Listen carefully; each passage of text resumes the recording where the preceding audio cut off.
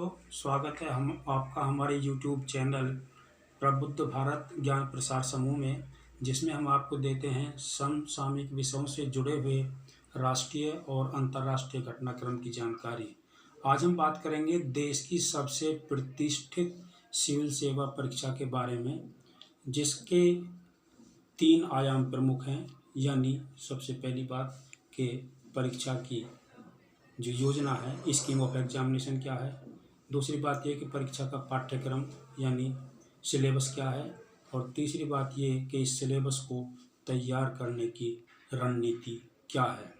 तो जैसा कि आप सभी जानते हैं, सिविल सेवा की परीक्षा प्रतिवर्ष आयोजित की जाती है और ये 3 चरणों में आयोजित की जाती है। सबसे पहले परीक्षा प्रारंभिक परीक्षा के नाम से आयोजित की जाती है, जिसकी परीक्षा का पेपर जून माह के प्रथम सप्ताह में आयोजित होता है। इसमें 2 प्रश्न पत्र पूछे जाते हैं। पहला प्रश्न होता है प्रश्न पत्र फर्स्ट, जो कि सामान्य अध्ययन या जनरल स्टडीज पेपर फर्स्ट बोला जाता है, और दूसरा होता है सिविल सर्विस एप्टीट्यूड प्रश्न पत्र, जिसे जीएस पेपर सेकंड के नाम से भी जाना जाता है। ये प्रश्न पत्र 33% मार्क्स इसमें प्रत्येक परीक्षार्थी को लाने पड़ते हैं, और ये एक क्वालिफाइंग पेपर होता है। आपका जो सिलेक्शन है वो प्रथम प्रश्न पत्र, जो कि सामान्य अध्ययन का होता है, उसके ऊपर निर्भर करता है। तो ये दोनों प्रश्न पत्र 200 अंक के होते हैं, और इनमें 2-2 घंटे का समय दोनों प्रश्न पत्रों के लिए निर्धारित है। पहला प्रश्न पत्र सामान्य अध्ययन का, उसमें आपसे 100 प्रश्न पूछे जाते हैं, और दूसरा प्रश्न पत्र जो कि सिविल सर्विस एप्टीट्यूड का है, उसमें आपसे 80 प्रश्न पूछे जाते हैं। इस परीक्षा को क्वालिफाई करने के बाद में आपको मुख्य परीक्षा के लिए बुलाया जाता है, और मुख्य परीक्षा में कुल 9 पेपर आयोजित किए जाते हैं। इनमें 2 पेपर क्वालिफाइंग होते हैं। पहला पेपर होता है हिंदी का और दूसरा होता है अंग्रेजी का। ये दोनों पेपर 300 अंक के होते हैं, जो कि क्वालिफाइंग होते हैं। इनमें क्वालिफाइड होने के बाद परीक्षार्थियों से 7 प्रश्न पत्र और अन्य आयोजित किए जाते हैं, और उन्हीं के आधार पर परीक्षा में चयन निर्भर करता है। इनमें सबसे पहले एक पेपर निबंध का आयोजित किया जाता है, जो कि कुल 250 अंक का होता है। इसके बाद में 4 पेपर सामान्य अध्ययन के आयोजित किए जाते हैं, जिनमें कि सामान्य अध्ययन प्रथम, सामान्य अध्ययन द्वितीय, सामान्य अध्ययन तृतीय, सामान्य अध्ययन चतुर्थ। ये चारों ही प्रश्न पत्र प्रत्येक 250 अंक के होते हैं। इस तरह से कुल 1000 अंक का सामान्य अध्ययन प्रश्न पत्र आपसे पूछे जाते हैं। तो ये इसके अलावा एक ऑप्शनल सब्जेक्ट, जिसका कि आपको अपनी मर्जी से चयन करना है, 25 विषयों की एक सूची होती है। उसमें जो भी आपको पेपर अच्छा लगे सब्जेक्ट, उसका आप चयन कर सकते हैं। तो 2 प्रश्न पत्र वैकल्पिक विषय के भी होते हैं। इस तरीके से कुल 7 प्रश्न पत्र 250 अंक के होते हैं, और इनका कुल योग होता है 1750।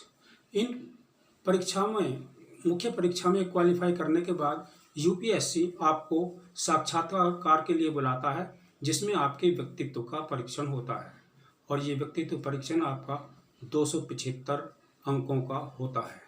इस तरह से कुल मुख्य परीक्षा 2025 अंकों की होती है, जिसमें से आपको चयन के लिए परीक्षा में अपीयर होना पड़ता है। तो इस तरीके से आप इस परीक्षा में चयन के लिए कड़ी मेहनत करते हैं। प्रतियोगिता ज़बरदस्त होती है। प्रतिवर्ष लगभग 17-18 लाख विद्यार्थी प्रारंभिक परीक्षा में अपीयर होते हैं, लेकिन उनमें से केवल 10-11 हज़ार को ही मुख्य परीक्षा के लिए बुलाया जाता है। इसके बाद में साक्षात्कार के लिए एक पद के लिए 3 परीक्षार्थियों को या 2.5 को बुलाया जाता है, और साक्षात्कार को क्वालिफाई करने के बाद में आपको अकादमी देहरादून में ट्रेनिंग के लिए भेजा जाता है, जहां 2 वर्ष की ट्रेनिंग होने के बाद आपको भारत सरकार की सेवाओं में तैनात कर दिया जाता है। तो क्योंकि ये ज़्यादातर युवाओं का ख्वाब होता है और उन्हें पहले से इस परीक्षा के विशाल पाठ्यक्रम की जानकारी नहीं होती है, वो आधी अधूरी तैयारी से इस परीक्षा की तैयारी में जुट जाते हैं और अपना अपीयर होकर के अपना एक चांस भी खो देते हैं। क्योंकि इस परीक्षा में अपीयर होने के लिए आपके ऊपर कुछ प्रतिबंध भी लगाए गए हैं, जैसे कि सामान्य और जो बैकवर्ड कैटेगरी के परीक्षार्थी होते हैं वो 5 चांस ही ले सकते हैं। इसके अलावा तो जो अनुसूचित जाति या अनुसूचित जनजाति के परीक्षार्थी होते हैं उनके लिए इन परीक्षाओं में अपीयर होने की कोई सीमा नहीं है। लेकिन यदि कोई भी किसी भी वर्ग का परीक्षार्थी बिना तैयारी के और विशाल पाठ्यक्रम का अंदाज़ा लगाए बिना इस परीक्षा में आता है तो उसको सही सफलता नहीं मिल पाती। तो आप सबसे पहले वेबसाइट पर, यूपीएससी की वेबसाइट पर प्रारंभिक और मुख्य परीक्षा का पाठ्यक्रम देख लें और इसी के अनुसार अपने आप को तैयार करें और प्रयास ये करें कि आपको नेगेटिव मार्क्स का सामना ना करना पड़े, क्योंकि नेगेटिव मार्किंग की वजह से इसमें ज़बरदस्त प्रतियोगिता में हानि होती है। तो अगली वीडियो में हम आपको बताएंगे कि इन परीक्षाओं के यानी प्रारंभिक मुख्य परीक्षाओं के पाठ्यक्रम क्या हैं और उनकी तैयारी के लिए कौन सी रणनीति अपनाई जाए। इसके लिए देखते रहिए आप हमारा YouTube चैनल प्रबुद्ध भारत ज्ञान प्रसार समूह। कृपया इसे लाइक भी करें, शेयर भी करें और सब्सक्राइब भी करते रहें। धन्यवाद।